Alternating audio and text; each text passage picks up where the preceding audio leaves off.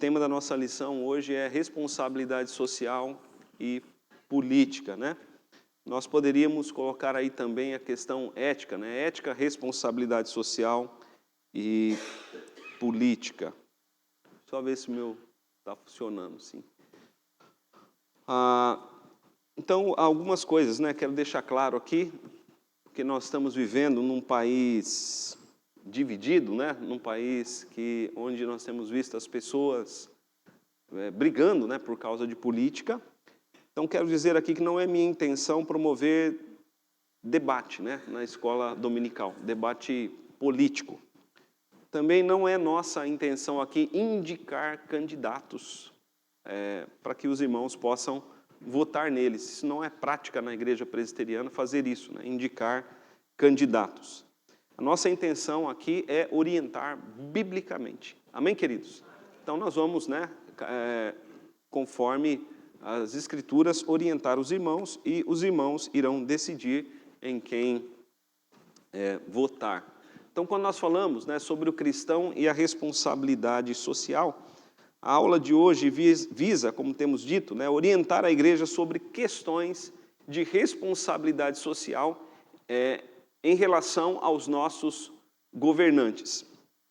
Então, o voto, né, faz parte disso, da nossa responsabilidade social, e uma vez que nós vamos votar, nós vamos eleger governantes, então nós temos responsabilidade social, tanto em elegê-los, como depois em caminhar com eles, né, em nos submetermos a eles. Então é importante nós termos essa visão, tendo a Bíblia como única regra de fé e de prática. Amém, queridos irmãos? Então veja só, então importante para nós é sempre termos isso em mente, que a palavra de Deus é a nossa regra de fé e prática. E ela é a nossa regra de fé e prática em todas as coisas, inclusive no voto, né? Para elegermos os candidatos, nós precisamos examinar a palavra de Deus e vermos se esses candidatos têm propostas que contrariam ou não a palavra de Deus. Sempre lembrando, meus irmãos, que nós não temos, infelizmente, nós não temos um candidato que seja, vamos dizer assim, cristão mesmo, né, que professe a fé como nós professamos. Porque mesmo aqueles que são evangélicos, muitos deles não professam a fé como nós professamos. Então, a responsabilidade social cristã diz respeito ao cumprimento de deveres e obrigações dos indivíduos e da igreja para com a sociedade em geral. Eleger governantes é um ponto, né? Um ponto importante de responsabilidade social. Ética e responsabilidade social. A responsabilidade social, ela está ligada às questões éticas. Então, se os irmãos pegarem, né, qualquer livro de ética, vão encontrar lá também a questão da responsabilidade social. E a ética, ela se relaciona com o estudo da moral e da ação humana. Então, quando nós paramos para pensar em ética, né, e ética é uma palavra que nós usamos muito em nosso dia a dia, ética tem a ver com o quê? Com a moral, né, com a boa ordem das coisas, com a decência das coisas e com a ação humana. E o conceito de ética provém do termo grego éticos, que significa caráter, né? E a ética, ela parte de uma norma, de uma cosmovisão. É aqui que eu queria enfatizar, né? Então, a ética, ela parte de uma norma, de uma cosmovisão. Então, quando alguém diz assim, eu tenho ética, aí é preciso nós perguntarmos, né, qual a norma para a sua ética? Qual a norma para a sua conduta? Porque, meus irmãos, toda ética, ela parte de uma norma. E qual a nossa norma para a ética? A nossa norma para a ética é a palavra de Deus. Amém, queridos? Então, a nossa norma para a ética são as Escrituras Sagradas, né? Regra de fé e prática. Então eu coloquei ali, né? A ética e a cosmovisão cristã tem como base normativa a Bíblia. Única regra de fé e prática para a igreja do Senhor Jesus. Então tem muitas pessoas que dizem, eu tenho ética. Aí a gente pergunta, qual a norma? E a pessoa não tem uma norma. Então se você não tem uma norma, se a pessoa não tem uma norma para a ética, então ela não tem uma ética definida, né? Por exemplo, alguns partidos, eles vão dizer na sua agenda, né, que não há Deus. E eles se levantam realmente contra as Escrituras Sagradas. E, meus irmãos, se não há Deus, então qual a regra deles? Porque nós seguimos as regras das Escrituras, né? Nós seguimos as regras bíblicas. Mas se não há Deus, então o que eles seguem? Qual a base para a ética? Não há base para a ética, né? Eles vão fazer aquilo que eles bem entenderem. Ok? Então, antes de continuarmos, só esse aviso aqui importante, que eu sei que muitas pessoas têm curiosidade a respeito disso, mas como essa lição é uma lição introdutória, nós achamos melhor deixar este assunto que está no slide para a semana que vem. Então, na semana que vem, nós estaremos passando aos irmãos as decisões do Supremo Concílio sobre os assuntos de política, com esclarecimentos, né? Lembrando que se alguém quiser buscar desde já os assuntos, né, as decisões do Supremo Concílio, pode encontrar no site da IPB, www.ipb.org.br. Aí só colocar lá, né, política, já vai aparecer a decisão do Supremo Concílio. Então, voltando aqui para o nosso tema, né, o cristão e a responsabilidade social. Então, a ética para o cristão, meus irmãos, ela inclui algumas normas, né? Trouxe aqui 2 normas base para a ética cristã. Então, nós temos aqui 2 normas base, mas depois nós vamos falar de 3 pontos. Então, a primeira norma base nossa é amar a Deus sobre todas as coisas. Então, vamos ver lá, Deuteronômio capítulo 6, verso de número 5.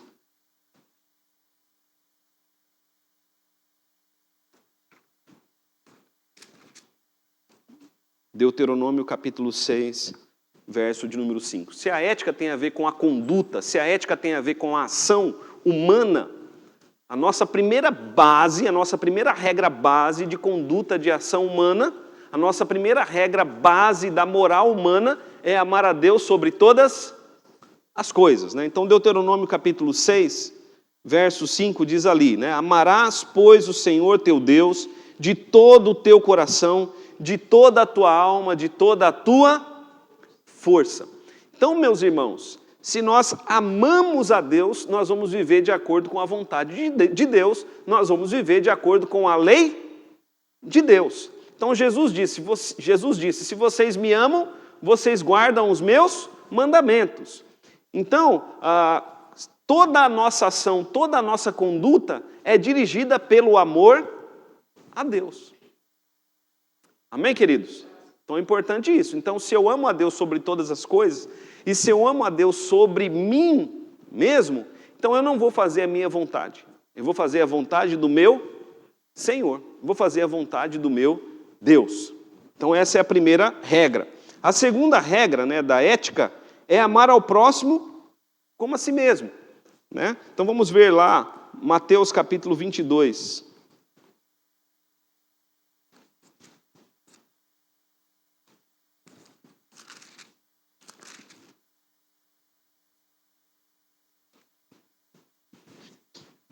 A partir do verso 34. Mateus capítulo 22, a partir do verso 34. Entretanto, os fariseus, sabendo que ele fizera calar os saduceus, reuniram-se em conselho, e um deles, intérprete da lei, experimentando-o, lhe perguntou, mestre, qual é o grande mandamento da lei? Respondeu Jesus, amarás o Senhor teu Deus de todo o teu coração, de toda a tua alma, de todo o teu entendimento. Este é o grande primeiro mandamento. O segundo, semelhante a este, é, amarás o teu próximo como a ti mesmo. Destes 2 mandamentos depende toda a lei e os profetas, né? Então, nós devemos ter como regra de vida, regra de conduta, o amor ao próximo. E tendo essa regra, né, como base, nós devemos ver todos os seres humanos como imagem e semelhança de Deus. E quem é nosso próximo? Cada pessoa, amigo ou inimigo, é nosso próximo. Então, todas as pessoas, meus irmãos, são o nosso próximo, né? Então, qual a nossa regra de ética para com as pessoas? Qual a nossa regra de ética? É o amor a Deus e o amor ao próximo. Isso regula as nossas ações, né? Isso regula as nossas decisões. Sempre lembrando, queridos irmãos, que o amor, biblicamente falando, ele não é subjetivo, né? Porque hoje em dia as pessoas dizem assim, eu amo. Aí a gente pode perguntar, né? Qual é a sua base para o amor? E a nossa base para o amor também é a palavra de Deus. A nossa base para o amor não é simplesmente o sentimento, né? As paixões, os desejos do coração. A nossa base para o amor é a Escritura Sagrada. Jesus disse, né? Vocês me amam? Então vocês vão guardar os meus mandamentos. Quem me ama, guarda os meus mandamentos. Essa é a prova do amor, né? Aí está o amor real. Não apenas um sentimento, não apenas uma paixão, um desejo, mas algo que regula as nossas ações, as nossas decisões, que nos leva a vivermos de uma maneira ética cristã. E a ética cristã é baseada nas Escrituras Sagradas, né? Então veja aí, o cristão e a responsabilidade social. Antes de nós lermos o slide, eu preciso dizer o seguinte, que o cristão e a responsabilidade social, o cristão, para cumprir a sua responsabilidade social, ele considera três coisas. Ele considera três coisas nessa ordem que eu vou trazer aos irmãos. Ele considera primeiramente a Deus e as Escrituras, depois ele considera o próximo e depois ele considera a si mesmo. Amém, queridos? Então veja só, né? Para cumprir a responsabilidade social e tendo o voto como uma responsabilidade social, o que eu devo considerar primeiro? Deus. Depois, o próximo. E depois, a mim mesmo. E o que as pessoas geralmente fazem em nossos dias? Consideram primeiro a si mesmas. Os irmãos estão compreendendo? É o que eu quero, é o que eu acho, é o que eu penso. Não considera o que as Escrituras dizem, não considera o próximo, o meu interesse é. Então, nós não podemos votar conforme os nossos interesses pessoais. Amém, meus irmãos? Isso é contra a ética cristã.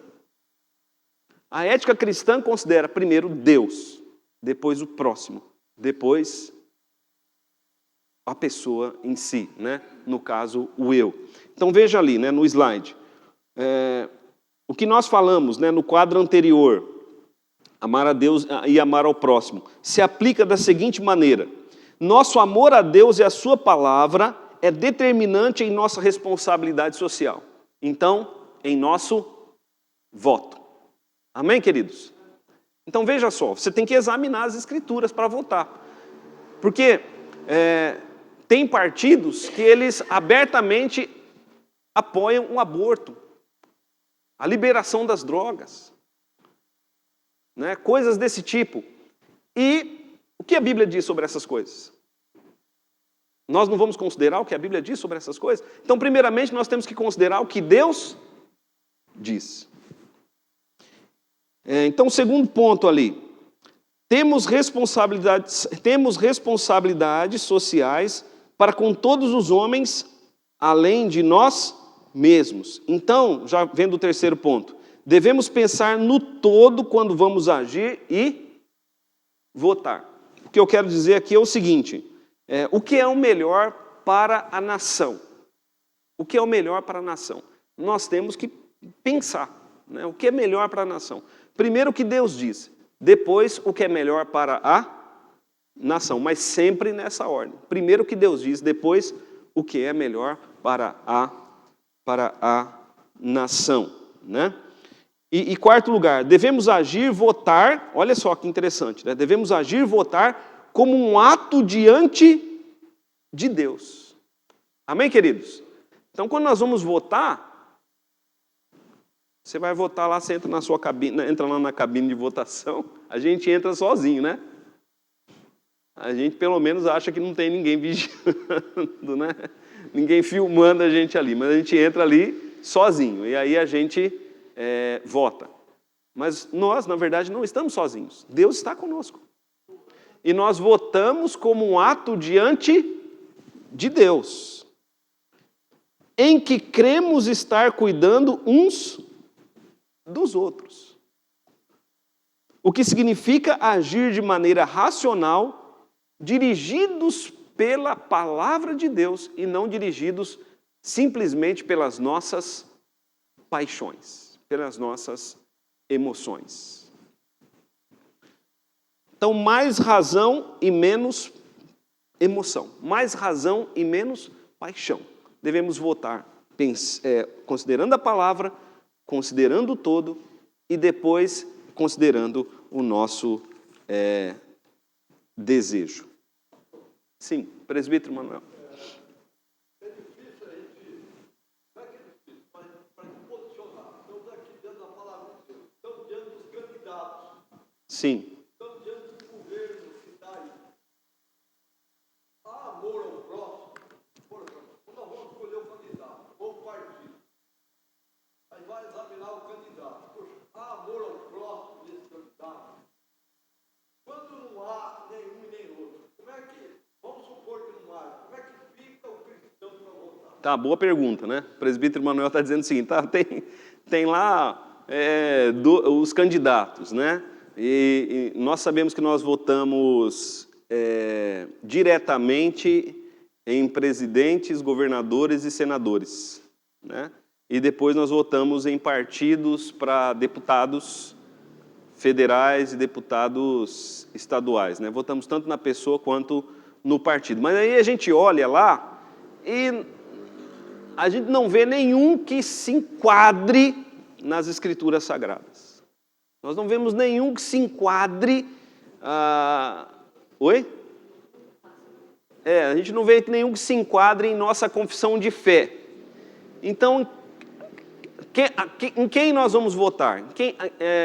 Quem nós iremos eleger? Aí, meus irmãos, é o que eu costumo dizer o seguinte, nós vamos votar no mal menor. Os irmãos compreenderam? Tem que estudar o programa daquele deputado. O programa. Sim. A droga, força, o outro, igual o programa do outro. Menos ruim que isso aqui. Isso. O Renato está dizendo ali, tem que estudar o programa do candidato, né? Mas você vai estudar o programa do candidato e você pode encontrar ali algo que seja contrário às Escrituras. Mas, meus irmãos, nós temos que votar no mal menor. Nós não temos ainda, é por isso que nós oramos, né? A oração do Pai Nosso, nós dizemos o quê? Venha o teu reino.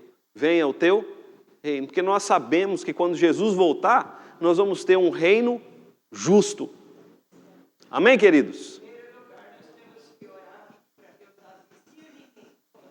Sim, nós temos que orar para Deus dar discernimento. Mas quando nós oramos, né, nós olhamos, por exemplo, o Salmo 67, e nós vemos lá que o povo se alegra, porque o rei, nós temos um juiz justo, um rei que é tanto rei quanto juiz, e esse rei, ele reina com justiça e ele julga com justiça. Ali, meus irmãos, está falando do Senhor Jesus. Então, até que o Senhor Jesus venha, instaure, né, estabeleça o reino definitivamente, queridos irmãos, nós vamos ter governos manchados pelo pecado.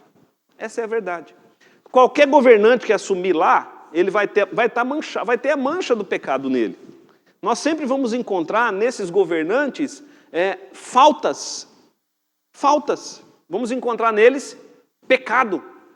Então nós temos que eleger segundo o mal menor. Segundo o mal menor. E como nós vamos eleger segundo o mal menor? Analisando o programa do candidato, né? Como disse o presbítero Renato ali. Considere a Deus, a sua palavra, considere o todo e depois considere a si mesmo. Mas o que geralmente muita gente faz é primeiro considera a si se esse governo for eleito, eu vou perder tal coisa. Eu vou deixar de receber tal coisa. E aí não considera a si mesmo. Não considera nem a palavra, nem considera o próximo. Considera a si mesmo. Então, meus irmãos, nós temos que escolher segundo o mal menor. Até coloquei aí no boletim, né? Se você vê aí no boletim, vê no boletim, antes de eu dar a palavra aqui para o Wilson, eu coloco o seguinte, né? Nós, antes de ore para votar, né? Por quê? Eu coloco ali, né? Que nós estamos às portas de uma eleição e devemos orar e clamar, lá no último parágrafo, pela misericórdia de Deus, para que Ele institua governantes. Por quê? Porque depois de instituídos, queridos, aí a nossa oração muda, né? Agora nós estamos orando para que Deus institua, mas depois que Deus instituí-los, aí a nossa oração, se o governo for ruim, se o governo for mau, nós vamos orar suspirando ainda mais. Wilson?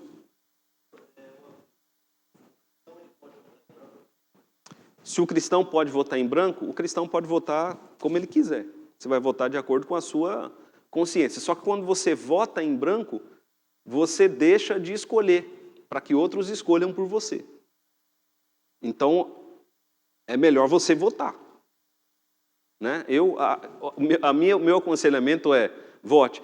Por que eu digo? Né? Posso votar em branco? Pode, porque lá está a opção branco, nulo, então você pode votar. Mas é bom? Não, não é bom, porque quando você vota em branco ou nulo, você faz com que outros tomem a decisão por você. Uma coisa importante que eu estava deixando de dizer é o seguinte, muitos candidatos, né, quando o Renato falou ali sobre analisar o programa, muitos candidatos eles têm agenda oculta. O que é agenda oculta? A agenda oculta é alguma coisa que está no partido, mas que não está na fala do candidato.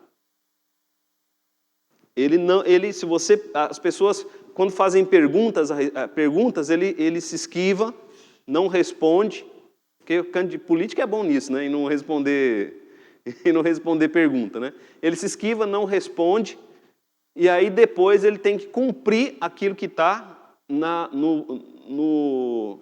legenda, né? Então, cuidado, né, com agendas ocultas. Vamos lá, queridos irmãos.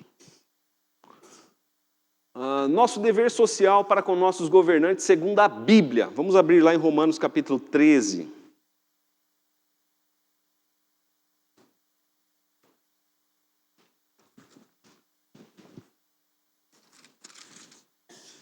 Romanos capítulo 13.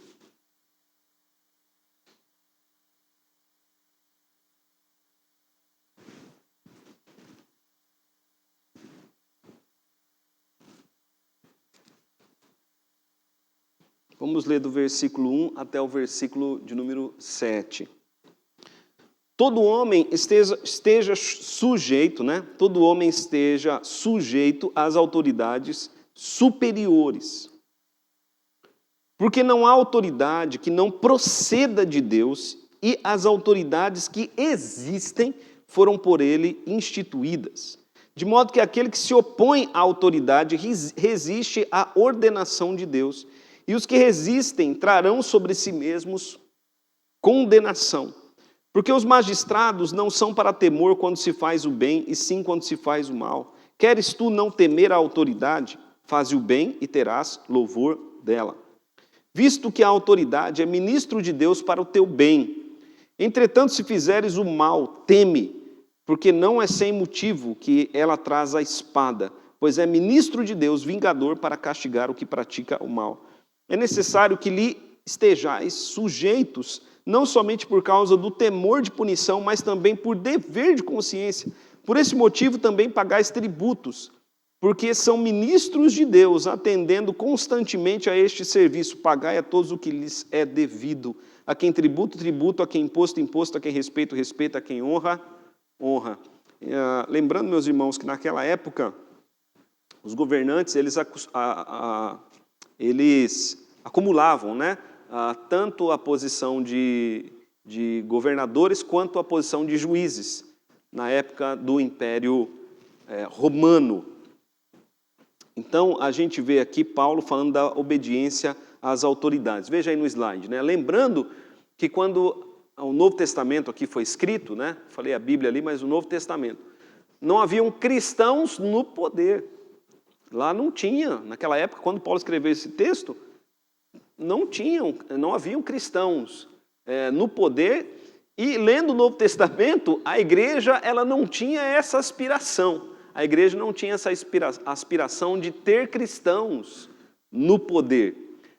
Na época bíblica do Novo Testamento, a igreja não tinha o desejo, a aspiração pelo poder temporal, né? O que nós chamamos de poder temporal, que é o poder do Estado.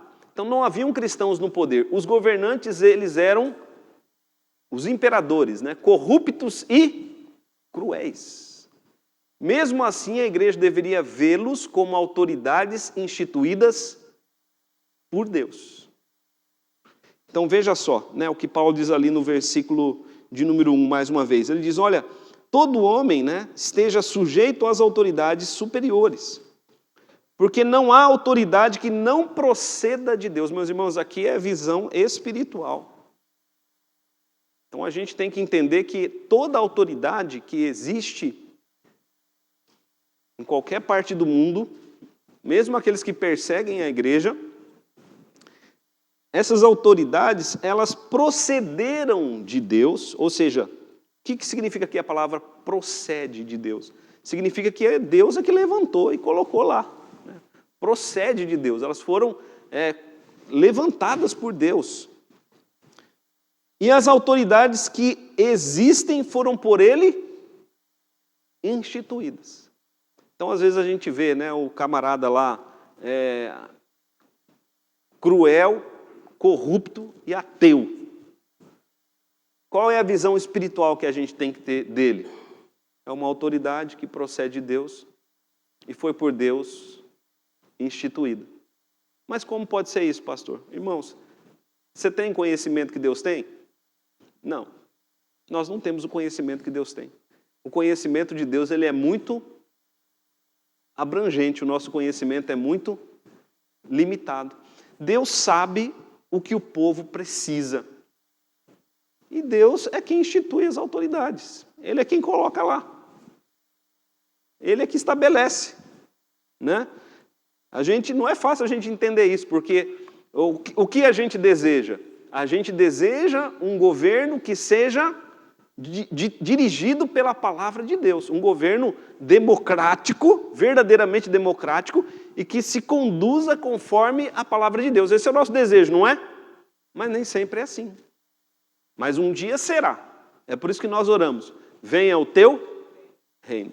É por isso que nós oramos pela vinda do Senhor Jesus. Porque aí sim nós vamos ter um reino onde habita justiça. Mas enquanto nós estamos aqui nesse mundo, nós vamos vivendo conforme a soberania de Deus. E Deus, soberanamente, por vezes, né, estabelece homens que não são do nosso agrado. Presbítero Manuel. Pastor, diante dessa palavra, poder e o povo. Então, aquele ditado que diz lá, cada povo tem um governo diferente. Veja só, ou voltamos mal, ou é a vontade de Deus. O presbítero Manuel está dizendo aí, né? Diante da palavra que eu trouxe, né? Ou a gente vota mal, ou é a vontade de Deus, né? É as duas coisas, Manuel. Primeiramente é a vontade de Deus. Quando a gente olha para a palavra de Deus, a gente vê isso. Primeiramente é a vontade de Deus. Segundo lugar, a Bíblia diz que nós somos responsáveis por nossas decisões. Deus não vota, né? O presbítero Renato está dizendo. Nós somos responsáveis pelas nossas decisões. Mas é Deus quem conduz as coisas. Se a autoridade está lá, ela foi estabelecida por Deus, ela foi instituída por Deus. Nosso dever social para com os nossos governantes, segundo a Bíblia. Então, nosso dever ético e cívico para com os governantes é tríplice, segundo aqui o verso de número 7. Pagar impostos, Respeitar significa obediência e sujeição, e honrar com atos e com palavras, né? Então imagine o apóstolo Paulo falando para a igreja, diante dos imperadores, né? Todos os imperadores eram maus, eram cruéis. Só você estudar aí a história do Império Romano, e Paulo está escrevendo a carta aqui aos romanos. Olha o que Paulo diz, né? Pagai a todos o que lhes é devido, a quem tributo, tributo, a quem imposto, imposto, a quem respeito, respeito, a quem honra, honra. Então Paulo está dizendo, olha, esses governantes aí, esse imperador que vocês têm aí em Roma, esse imperador que não é cristão, que é mau e que é cruel, ele é uma autoridade superior, instituída por Deus, estabelecida por Deus, e vocês precisam pagar tributo, respeitar e honrar. Então esse é um dever ético, né, e cívico do povo de Deus. Quando nós fazemos isso, meus irmãos, confiando na soberania de Deus. Senão nós vamos viver em rebelião constante contra os nossos governantes. Vejamos outros textos que falam do nosso dever como igreja e como cidadãos. Tito capítulo 3.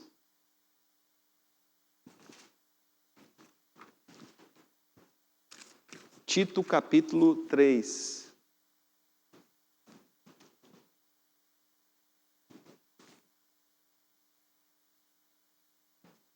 Tito capítulo 3, do versículo 1 até o versículo de número 7. Tito capítulo 3, do versículo 1 até o versículo 7, diz assim: lembrando-lhes que se sujeitem aos que governam, às autoridades, sejam obedientes, estejam prontos para toda boa obra, não difamem a ninguém, nem sejam altercadores, mas cordatos, dando provas de toda cortesia para com todos os homens. Pois nós também outrora éramos nécios, desobedientes, desgarrados, escravos de toda sorte de paixões e prazeres, vivendo em malícia e inveja, odiosos e odiando-nos uns aos outros. Quando, porém, se manifestou a benignidade de Deus, nosso Salvador, e o seu amor para com todos, não por obras de justiça praticadas por nós, mas segundo a sua misericórdia, Ele nos salvou mediante o lavar regenerador e renovador do Espírito Santo, que Ele derramou sobre nós ricamente por meio de Jesus Cristo, nosso Salvador, a fim de que, justificados por graça, nos tornemos seus herdeiros segundo a esperança da vida eterna, né? Então é interessante Paulo falar isso, que nós devemos ser tanto sujeitos, né, obedientes às autoridades, quanto não devemos falar mal delas. Por quê? Porque nós fomos transformados pelo Senhor Jesus Cristo, né? E quando nós vemos as autoridades agindo mal, né, o que nós devemos fazer? Já vou dar uma outra resposta, mas a primeira resposta que eu digo aos irmãos é: busquem a autoridade que está acima da autoridade. A igreja, queridos irmãos, ela não vence o poder temporal somente por armas temporais. A igreja vence o poder temporal por armas espirituais. Amém, queridos? Porque governos vêm, governos vão, mas o Senhor, Ele reina eternamente. Então nós buscamos o poder de Deus, porque se os governantes eles foram instituídos por Deus, Deus também pode destituí-los. 1 Pedro capítulo 2, versos 13 a 17. 1 Pedro capítulo 2, versos 13 a 17. Sujeitai-vos a toda instituição humana por causa do Senhor, quer seja ao rei como soberano, quer as autoridades como enviadas por ele, tanto para castigo dos malfeitores como para louvor dos que praticam o bem. Porque assim é a vontade de Deus, que pela prática do bem façais emudecer a ignorância dos insensatos, como livres que sois, não usando todavia a liberdade de pretexto da malícia, mas vivendo como servos de Deus. Tratai todos os homens com honra. Tratai todos com honra, amai os irmãos, temei a Deus, honrai o rei. Lembrando que o rei, aqui, quando Pedro escreve a sua epístola, não era aquele rei, né, Davi, não era aquele rei bom, era rei, aqueles imperadores cruéis, né? Nós já citamos. Então vejamos, meus irmãos, razões para se sujeitar e obedecer aos que governam. Então vamos lá, razões para se sujeitar e obedecer aos que governam. Nós colocamos aí 5, mas poderíamos colocar 6. Primeira, que nós colocamos aí, procedem de Deus e foram por Ele instituídas. Então a gente tem que considerar quem? Aquele que os instituiu. Segundo, quem resiste à autoridade resiste a Deus, conforme está lá em Romanos capítulo 13, 2. As autoridades, elas são para refrear o mal, e aí nós colocaríamos mais uma, né? E para beneficiar aqueles que fazem o bem. A desobediência atrai o furor das autoridades. E aqui está a principal razão, seguida da primeira, né? Aqui está a principal razão porque nós devemos obedecer aos que governam. É um bom testemunho para Cristo. Amém, queridos?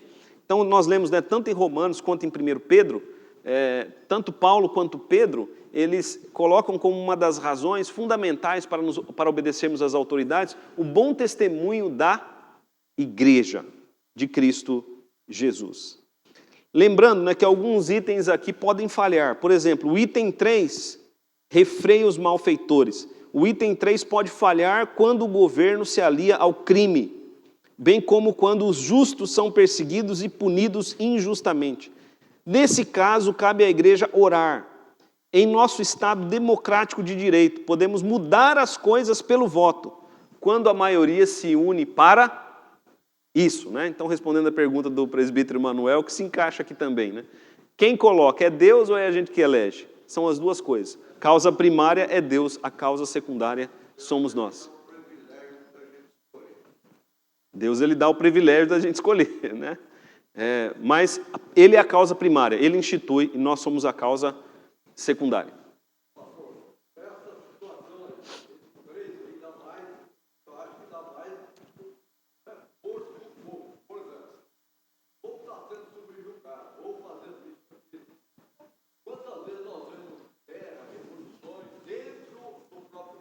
Sim. Ou situação governamental, a greve. Por exemplo, o governo não se manifesta, o povo está lá, precisa disso. Mais greve. Agora, não pode participar de greve, está contra a vontade de Deus. No nosso Estado democrático de direito, em algumas ocasiões, pode sim fazer a greve. Então não é nenhum pecado, né, contra o governo. Há casos, né, quando a Bíblia diz que a gente tem que se sujeitar às autoridades e não falar mal das autoridades, não significa, meus irmãos, que a gente tem que abaixar a cabeça para tudo, né? Nós temos que agir conforme as regras, né? Agir de maneira ética e de maneira sempre seguindo essa ordem, né? Observando as Escrituras, agindo de maneira ética, para não envergonhar o nome do Senhor Jesus. Mas nós podemos sim tomar posição. Agora aqui é uma pergunta, né, que eu sei que alguns têm, né? Quando devemos não se sujeitar e desobedecer ao governo? Tem um pouco a ver com o que o presbítero Manuel disse. Quando devemos não se sujeitar aos que governam e desobedecê-los, né? Devemos desobedecer nossos governantes quando eles nos pedem para desobedecermos a lei de Deus ou a sua vontade revelada, né? A sua vontade expressa. Qual é a vontade revelada de Deus? A vontade revelada de Deus é a vontade que está nas Escrituras sagradas. Então, por exemplo, exemplos bíblicos de desobediência às autoridades instituídas por Deus. Então, meus irmãos, não importa. A autoridade, né? Não importa se a autoridade é boa ou é má, ela é instituída por Deus. Ela foi colocada por Deus. Então a gente tem que ter sempre essa visão da soberania de Deus sobre as nações, da soberania de Deus sobre as autoridades. Mas tem alguns casos em que eu posso desobedecer à autoridade? Tem. Aí estão alguns deles, né? Por exemplo, As parteiras hebreias desobedeceram a Faraó quando este lhes pediu para matar as crianças inocentes. Está lá em Êxodo, capítulo 1, versos 16 e 17.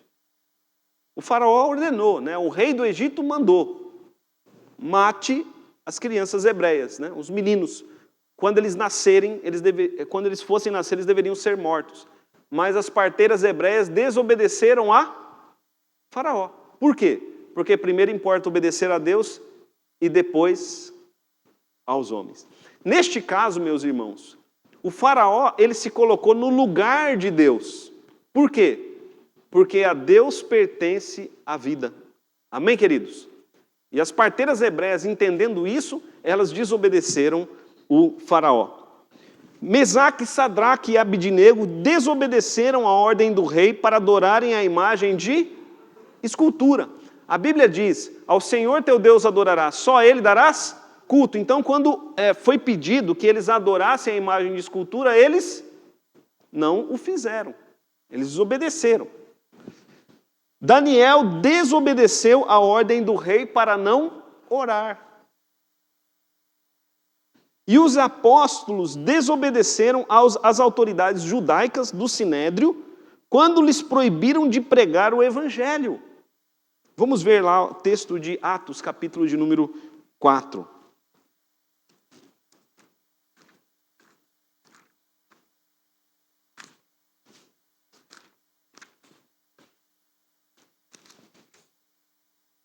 Então, se alguma autoridade superior te pede para fazer alguma coisa, mas esta coisa contraria a palavra de Deus, você vai obedecer a quem? A autoridade superior ou a Deus que é superior à autoridade superior? Você vai obedecer a Deus. Atos capítulo 4, versos 18 a 20. Chamando-os, Pedro e João, né? Chamando-os, ordenaram-lhes que absolutamente não falassem nem ensinassem em o nome de Jesus. Mas Pedro e João lhes responderam: julgai se é justo diante de Deus ouvir-vos antes a vós outros do que a Deus. Pois nós não podemos deixar de falar das coisas que vimos e ouvimos. Vá lá para o capítulo de número 5. Verso 27 em diante. Trouxeram-nos, apresentando-os ao Sinédrio, e o sumo sacerdote interrogou-os, dizendo: expressamente vos ordenamos que não ensinasseis nesse nome, contudo enchestes Jerusalém de vossa doutrina, e quereis lançar sobre nós o sangue desse homem. Então Pedro e os demais apóstolos afirmaram: antes importa obedecer a Deus que aos homens. Amém, meus irmãos? Então, aqui o ponto, né? A autoridade suprema. Os governantes são chamados de ministros de Deus, mas eles não são Deus. Amém, queridos? Eles são ministros de Deus, mas eles não são Deus. É como um pai que concede autoridade a uma governanta para cuidar do seu filho. O filho está sujeito à governanta, mas as ordens dela não estão acima das ordens do pai. Então, queridos irmãos, primeiro nós temos que nos sujeitarmos a Deus e depois às autoridades humanas. Todos os governantes têm a lei de Deus gravada em seus corações. Está na Escritura, todos eles, né? Todos os governantes do mundo inteiro. Estejam eles em qualquer parte do mundo, eles têm a lei de Deus gravada em seus corações. Eles sabem o que é certo e o que é errado. Eles sabem que eles são finitos e que Deus é infinito. Eles sabem que eles são autoridades que estão ali temporalmente por um favor de Deus. Eles sabem que não são Deus, mas por vezes se arrogam a agir como deuses e até mesmo negam a existência do Eterno e se rebelam contra o seu povo. Você pode ver isso claramente em vários textos bíblicos, mas especialmente no Salmo 2, onde os governantes dizem: rompamos de nós os seus laços, né? Sacudamos as suas algemas. Ali os governantes, eles se levantam contra Deus que os colocou como autoridade. Como Faraó, né? Como Faraó. Faraó se recusou a obedecer a Deus e a deixar que Israel fosse para adorá-lo. Nesse caso, devemos ignorar as ordens dos governantes que contrariam as ordens de Deus. Nossos deveres espirituais para com os nossos governantes, gostemos deles ou não. Então, primeiramente, né, como temos enfatizado, não se rebelar contra eles, a menos que eles estejam nos ordenando a desobedecer a Deus. Ou, né, se estamos sofrendo injustiças, como disse o presbítero Manuel, nós devemos buscar as vias legais para contestarmos aqueles que estão no governo. Agora, colocamos aí um exemplo. Se um governo aprova a legalização do aborto, pode acontecer em nosso país, irmãos? Pode, está acontecendo aí nos nossos vizinhos, né? Vários projetos, pode acontecer, né? De um governo aprovar a legalização do aborto. Então, isso vai caber aos médicos e aos enfermeiros cristãos desobedecer. Pois entende-se biblicamente que tirar a vida é uma rebelião contra o autor da vida, que é Deus, né? Que é Jesus. Então, veja só, né? Se um governo que aprova a legalização do aborto, olha só o problema que vão ter os médicos e enfermeiros cristãos. Eles não vão poder agir contra a consciência. Eu tenho certeza que um médico cristão, ele não vai fazer essa ação do aborto. Ele não vai. Por quê? Porque é agir contra a palavra, é agir contra a consciência.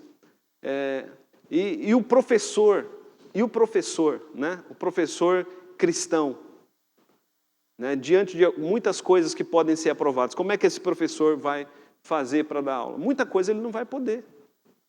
Porque vai contra a palavra e contra a consciência também. Então, é por isso que eu disse no boletim, nós estamos no momento de orarmos e tomarmos a nossa decisão, meus irmãos. Porque depois que a coisa estiver andando, aí a gente vai ter que orar, mas orar de outra maneira, né? Orar sofrendo, orar gemendo.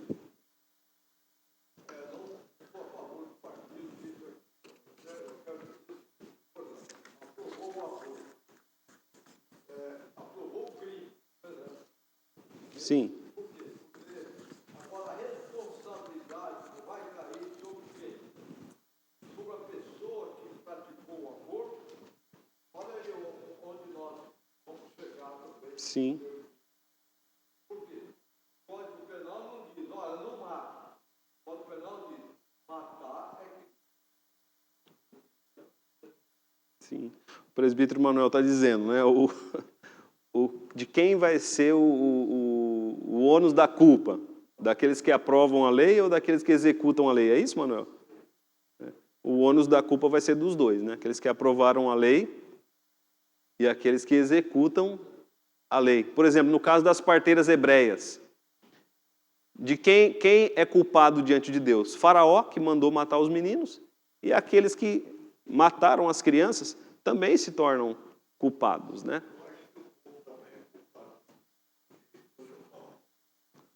Sim.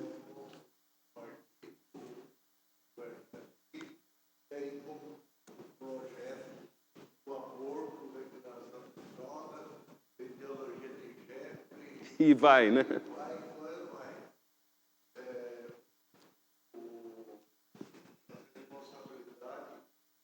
Tem país aí, nosso, que 30 anos atrás, passou por isso que nós estamos passando. Hoje, os netos deles, os filhos, estão matando rato, matando cachorro. Nossos deveres espirituais para com nossos governantes, né? Gostemos deles ou não. Então vamos ler lá 1 Timóteo capítulo 2. 1 Timóteo capítulo 2, versos 1 e 2. Nossos deveres espirituais.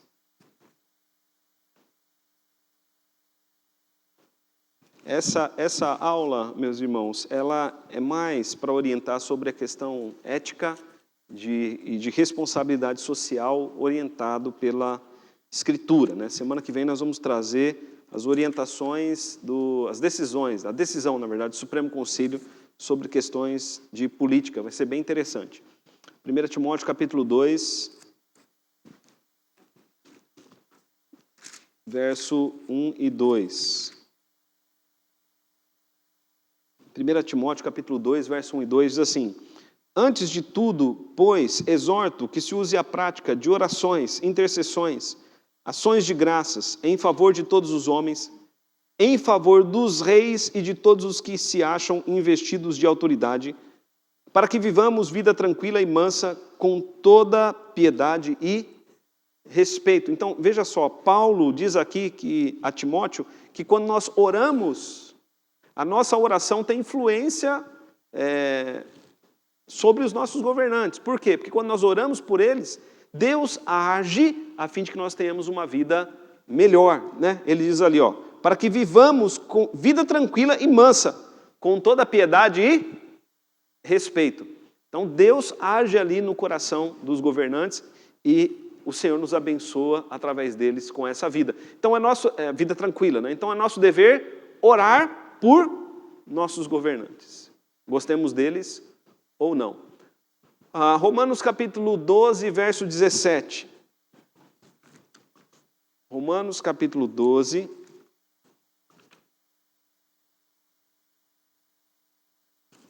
verso 17.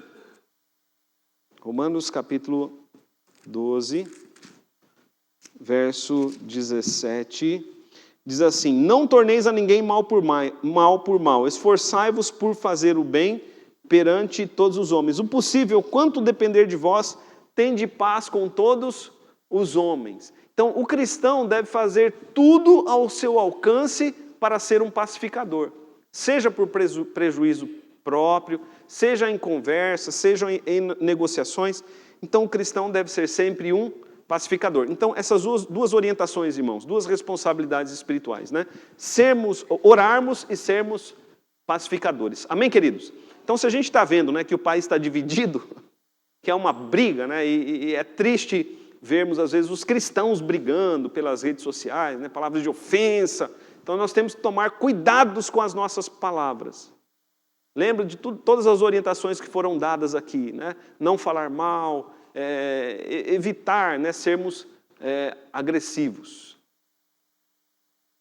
É o poder espiritual que vai agir no poder temporal. Amém, meus irmãos? Olha só a visão bíblica da visão humana. Muitas igrejas têm a seguinte visão, que nós precisamos enviar para lá políticos, porque eles precisam estar no poder temporal para mudarem as coisas. Quando a Bíblia ensina que nós devemos orar, porque é o poder de Deus que vai inclinar o coração das autoridades para onde Ele quer. Então é o poder espiritual que vai determinar o poder, as ações do poder temporal, poder dos nossos governos. Por que devemos ser eticamente bíblicos para com os nossos governantes? Eu coloquei aí essas razões.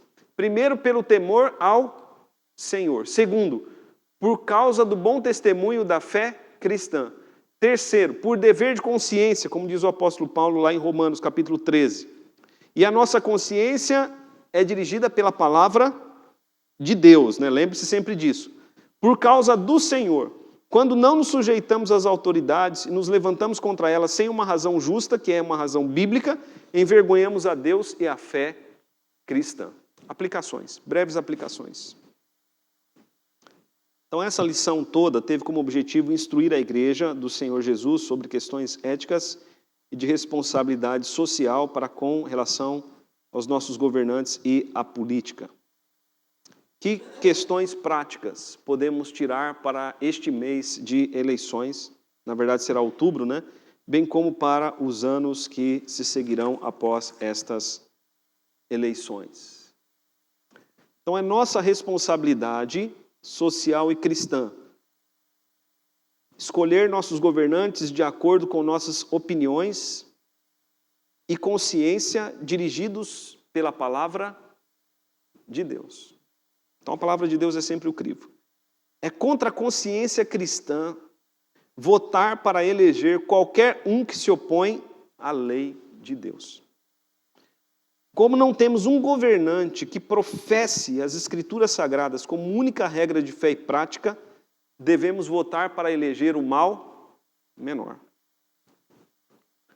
É nossa responsabilidade social e cristã nos sujeitarmos e obedecermos àqueles que foram eleitos, ou que serão eleitos. Desobedecer aos governantes quando nos ordenam a praticar atos que nos levarão a desobedecer a Deus. Então é nosso dever desobedecer aos governantes quando nos ordenam a praticar atos que nos levarão a desobedecer a Deus. Nós também devemos orar pelos governantes. E nisso reconhecemos que Deus está acima deles e pode inclinar seus corações para onde desejar. Vamos ver lá Provérbios capítulo 21. Já estamos encerrando já, irmãos. Provérbios capítulo 21.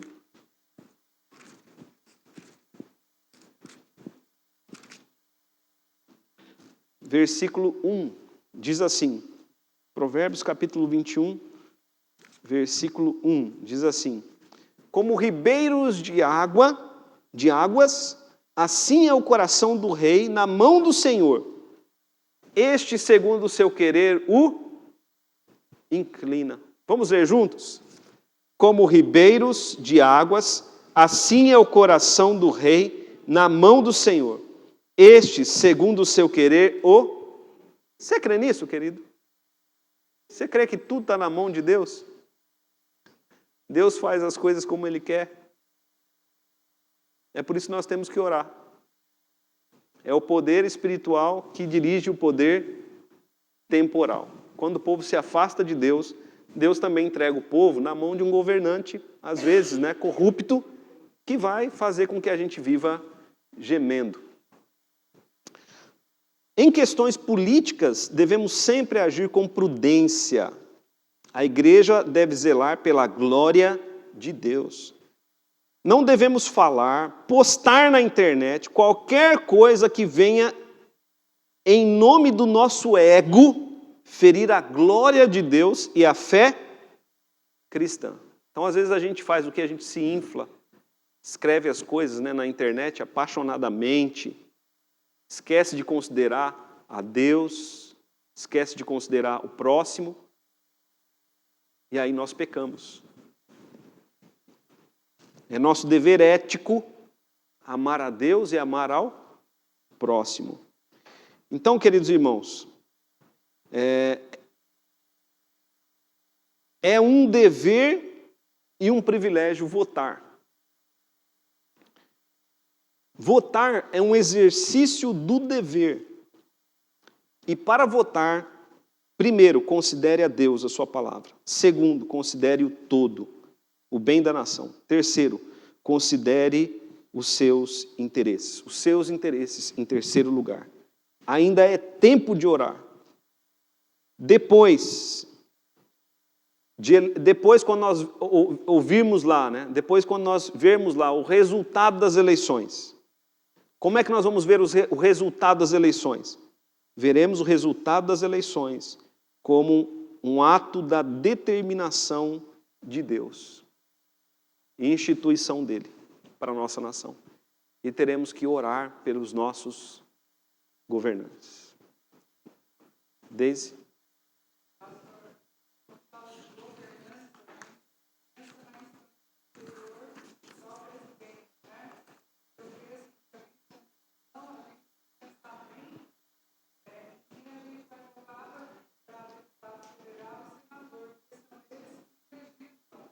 Sim.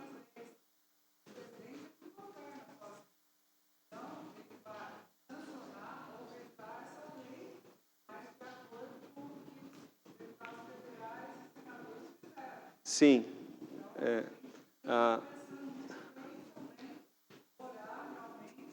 Sim.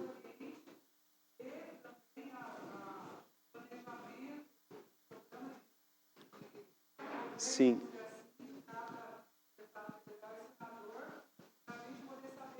Sim. A Deise está falando aqui, estou falando com o pessoal da internet, tá? A Deise está falando aqui que nós temos que estar atentos também, não só em voto para presidente, mas também deputados, né, senadores. Semana que vem nós vamos trazer o tema da nossa lição, nós vamos tratar na nossa lição sobre, especialmente sobre em quem nós vamos votar, né?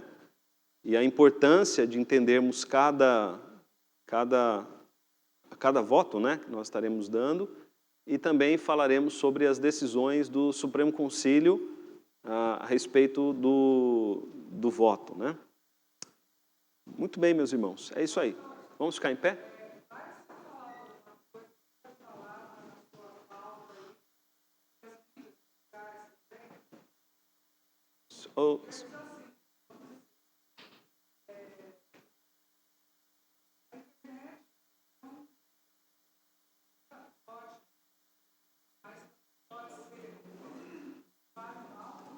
Sim.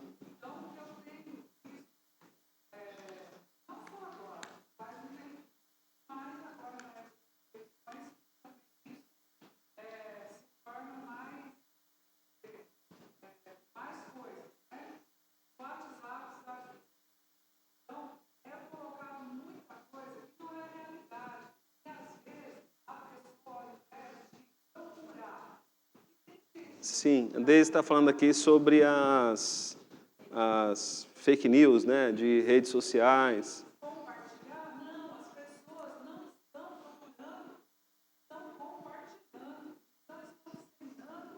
Fake news, né? Sim. Sim, eu posso até orientar sobre isso, Deise, mas eu acho que está todo mundo bem orientado, né? O tanto que as mídias, né, têm orientado sobre fake news. Vamos ficar em pé, meus irmãos? Muito bom. Então, vamos orar, queridos, pelos nossos governantes. Coloque seu coração diante de Deus, em nome de Jesus Cristo.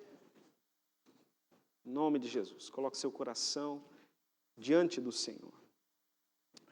Pai querido, em nome de Jesus, ó Deus bendito e santo, nós pedimos, Pai, a Tua bênção sobre nós. Que nós possamos, ó Deus, ser dirigidos pelo Teu Espírito. Clamamos, Pai, em nome de Jesus, tem misericórdia da nossa nação. Tem misericórdia, Pai, em nome de Jesus Cristo. Olha, Senhor, para o nosso povo, tem misericórdia. Sabemos, ó Deus, que se o Senhor for agir conforme o nosso povo realmente merece, nós seremos, ó Pai, castigados com o pior governo, porque o nosso povo, Pai, é corrupto, é um povo idólatra. Mas nós pedimos, Pai, tem misericórdia, em nome de Jesus. Não nos retribua, ó Deus, segundo o nosso merecimento, mas, ó Deus, segundo a Tua misericórdia, em nome do Senhor Jesus. Ó Pai bendito, nós cremos que o Senhor é o poder supremo. O Senhor é a suprema autoridade.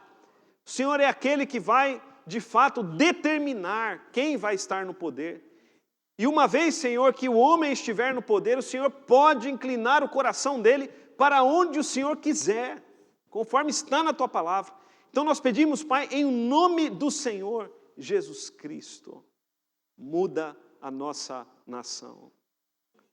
Tanta coisa, Senhor, errada, tanta coisa a ser mudada. E temos, ó Deus, tantos recursos dados pelo Senhor. Ó Deus bendito, abençoe os nossos governantes que estão e aqueles que virão. Nós clamamos, Pai, a Tua bênção, em nome de Jesus. E clamamos, Pai, leva o nosso povo aos pés da cruz. Porque nós sabemos, ó Deus, segundo uma visão espiritual, segundo a visão espiritual que o Senhor nos dá pela Tua palavra, sabemos, ó Deus, que todo mal sobre nós provém do nosso pecado, da dureza do coração do nosso povo, porque a Tua palavra diz que feliz é a nação cujo Deus é o Senhor. Então, Pai, nós oramos para que o nosso povo se renda a Ti. E clamamos, Pai, em nome do Senhor Jesus Cristo, para a honra e para a glória do Teu nome. Dá sabedoria ao Teu povo. Que nós possamos, ó Deus, votar de maneira consciente, diante do Senhor. Ó Deus bendito, Nós oramos em nome de Jesus. Amém.